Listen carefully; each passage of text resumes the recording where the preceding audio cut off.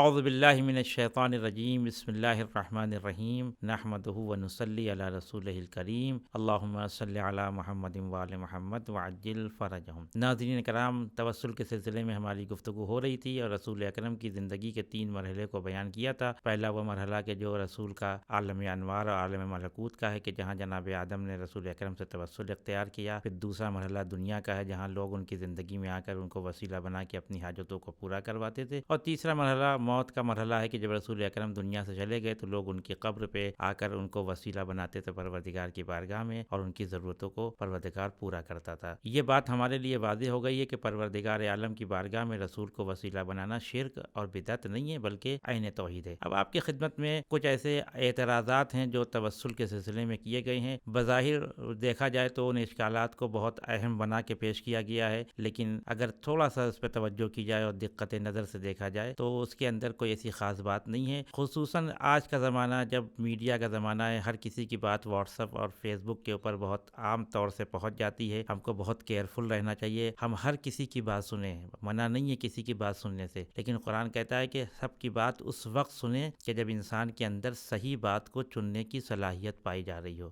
ایک بہترین انسان وہ ہے کہ جو غلط باتوں سے اچھی باتوں کو چن لے۔ لہذا واٹس ایپ کے اوپر اور فیس بک پہ اس وقت جو اسلامی اسکالر ہیں وہ بڑے اچھے انداز میں اشکالات کو پیش کرتے ہیں، اعتراضات کو پیش کرتے ہیں۔ اس میں سے ایک اعتراض جو توسل کے اوپر کیا جاتا ہے، ایک قرآن کی آیت کے ذریعے سے اس مسئلے کو پیش کرتے ہیں کہ سورہ حمد جب ہم پڑھتے ہیں، ہر مسلمان سورہ حمد کی تلاوت کرتا ہے، بغیر سورہ حمد کے نماز مکمل نہیں ہے۔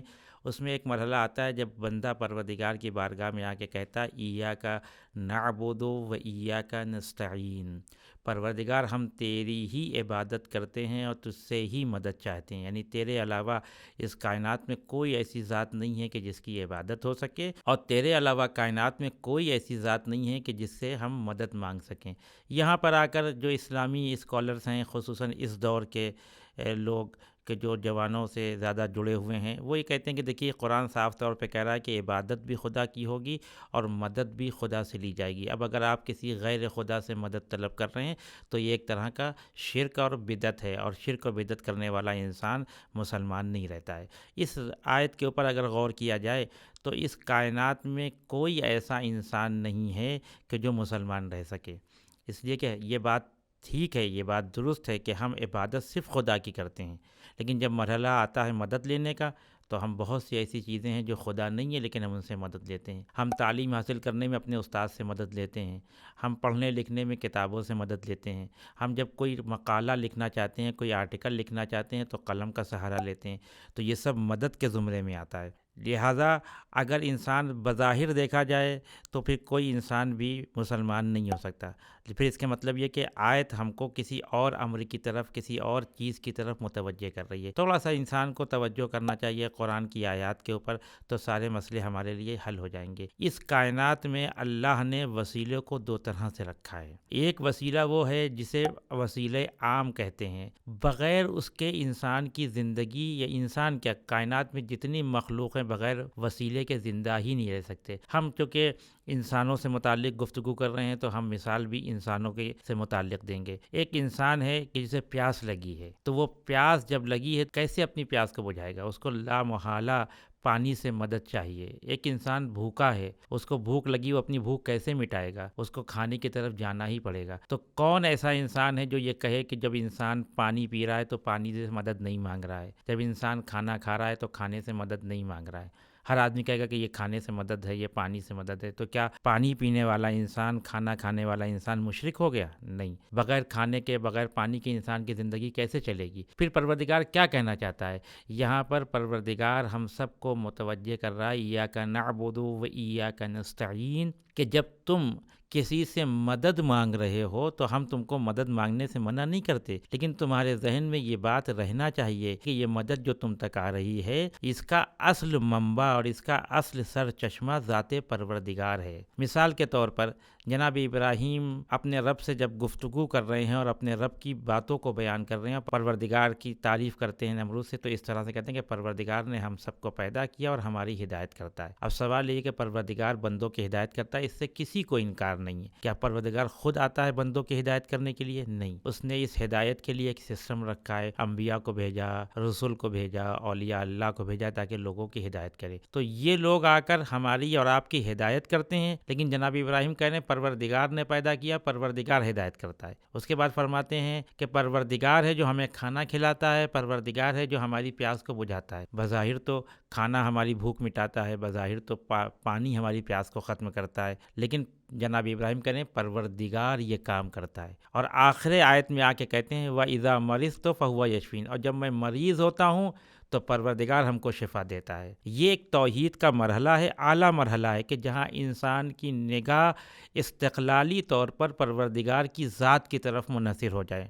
خود رسول اکرم کے زمانے کو اگر اٹھا کے دیکھیں، کیا جب وہاں لوگ مریض ہوتے تھے تو رسول اللہ کیا کہتے تھے کہ تم اپنے گھر میں بیٹھے رہو؟ رسول خود کہتے تھے طبیب کے پاس جاؤ۔ خود رسول نے کتنی ایسی حکیمی دوائیں بیان کی ہیں ہمارے اور آپ کے لیے کہ اگر یہ مرض لاحق ہو تو یہ دوا کھاؤ، اگر یہ مرض لاحق ہو تو یہ دوا کھاؤ۔ تو رسول کا اس طرح سے دواؤں کو تجویز کرنا خود اس بات کی دلیل ہے کہ رسول اکرم بتانا چاہتے ہیں کہ تمہیں جب کوئی مرض لاحق ہو تو سسٹم پروردگار نے یہ بنایا کہ تمہیں طبیب کی طرف جانا ہے، تمہیں دواؤں کی طرف رجوع کرنا ہے۔ لیکن جب تم ڈاکٹر کے پاس جا رہے ہو، جب تم طبیب کے پاس اپنے معالجے کے لیے، علاج کے لیے جا رہے ہو، تو تمہارے ذہن میں یہ رہے کہ یہ طبیب تمہیں ٹھیک کرنے والا نہیں ہے، یہ دوائیں تمہیں ٹھیک کرنے والی نہیں ہیں، یہ دوائیں وسیلہ ہیں۔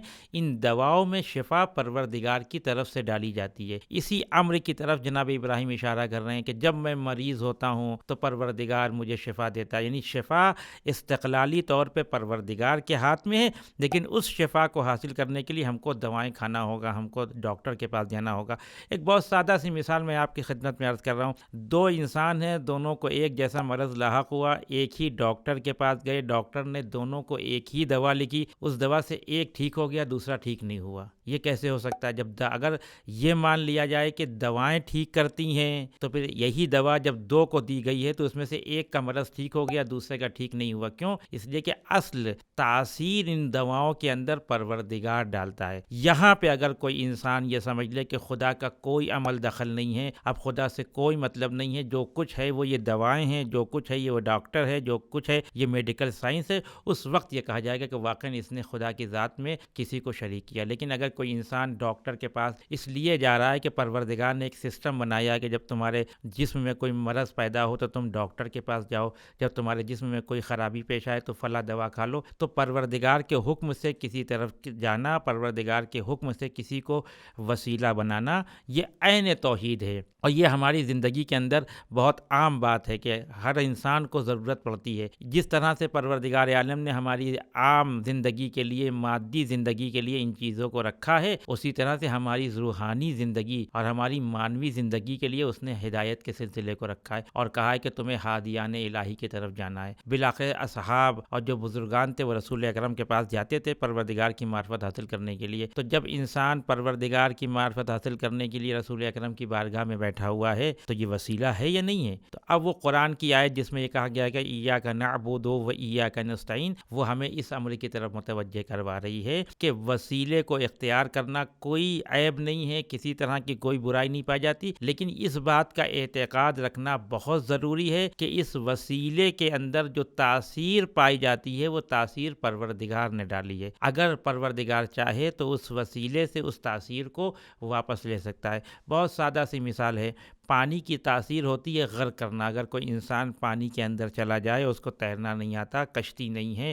وہ سامان جس کے ذریعے سے پانی میں تیرا جاتا ہے وہ لے کے نہیں گیا اور پانی میں چلا جائے، تو پانی کی تاثیر یہ ہے کہ پانی اسے غرق کر دے گا۔ یہ تاثیر پانی کی اپنی نہیں ہے، پروردگار نے اس کے اندر ڈالی ہے۔ ہم نے تاریخ میں دیکھا جناب موسیٰ ابھی پیدا ہوئے، ماں نے ایک صندوق میں رکھ کے انہیں پانی کے حوالے کر دیا، لیکن پانی نے ان کو غرق نہیں کیا۔ اس کے معنی یہ ہے کہ استقلالی نظر سے، یعنی انڈیپینڈنٹ طور پہ دیکھا جائے تو پروردگار ہی ہے جو ہر چیز کے اندر تاثیر رکھتا ہے۔ تو جس وقت ہم خدا کے علاوہ کسی اور کی بارگاہ میں جا رہے ہیں تو یہ سوچ کے جائیں کہ پروردگار نے ہم کو اس بات کا حکم دیا ہے کہ تمہیں یہ کام کرنا ہے، تمہیں یہ کام کرنا ہے۔ یہاں پہ اس طرح سے اگر انسان کسی چیز سے استفادہ کرتا ہے اور فائدہ حاصل کرتا ہے تو اسے شرک اور بدعت نہیں کہا جائے گا، ورنہ کسی مرحلے میں بھی ہم کسی چیز سے استفادہ نہیں کر سکتے۔ ہم یہ لائٹ سے استفادہ نہیں کر سکتے؟ کیوں؟ اس لیے کہ لائٹ غیر خدا ہے. ہم کھانے پینے سے استفادہ نہیں کر سکتے. کیوں؟ کہ غیر خدا ہے. لیکن ہم کرتے ہیں اور مسلمان بھی ہیں. کیوں؟ اس لیے کہ پروردگار نے ہمارے لیے ان چیزوں کو پیدا کیا ہے. تو جس طرح مادی زندگی میں پروردگار عالم نے ان چیزوں کو ہمارے لیے پیدا کیا تاکہ ہماری زندگی میں کسی طرح کی کوئی مشکل یا پریشانی نہ آنے پائے، اسی طرح ہماری مانوی اور روحانی زندگی کے لیے کچھ ضوابط کو معین کیا ہے کہ جب تمہاری مانوی زندگی میں، روحانی زندگی میں کوئی مشکل پیش آ جائے تو تم ان افراد کی طرف رجوع کر کے ان کو وسیلہ بنا کے میری بارگاہ میں آؤ، اس وقت ہم تمہاری ساری ضرورتوں کو پورا کر دیں گے. اگر یہ تصور انسان کے اندر ہو تو پھر یہ ایاک نعبد و ایاک نستعین کے بعد بھی انسان مشرک نہیں ہوگا.